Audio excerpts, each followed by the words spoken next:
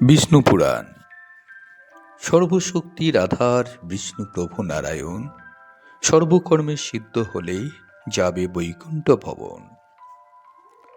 মৈত্রেয় ঋষি একদিন পরাশর মুনিকে প্রশ্ন করেছিলেন, হে গুরুদেব, এই বিশ্ব চরাচর কেমন করে সৃষ্টি হলো, আবার কিভাবে লয় হবে তা বলুন।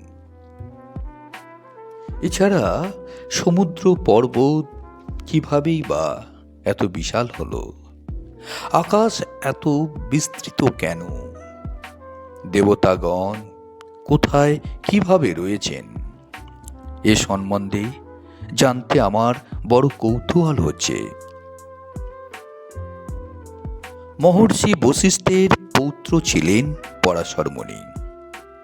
তিনি উপরোক্ত প্রশ্নগুলি শ্রবণ করে প্রিয় শিষ্য মৈত্রেয়কে বললেন, হে মৈত্রেয়, তুমি আমার শিষ্যদের মধ্যে শ্রেষ্ঠ।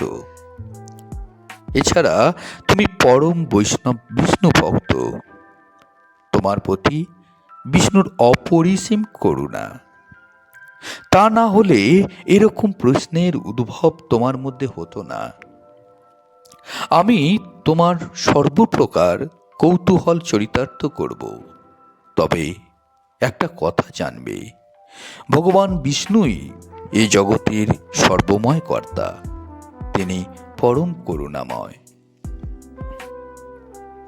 তার কৃপা বলে গ্রহগণ চলে রবি শশী দেয় কর, জীবের জীবন রাখিতে পবন সেবিছে নিরন্তর। তাছাড়া হরির স্মরণকারীকে কোনরূপ বিপদে পড়তে হয় না, আর পড়লেও সেই ভক্ত সহজেই বিপদ থেকে মুক্তি পায়। এই বিষ্ণুই জগতের সর্বময় বিস্তৃত। তার মহিমা যে গ্রন্থে লেখা রয়েছে তার নাম বিষ্ণু পুরাণ।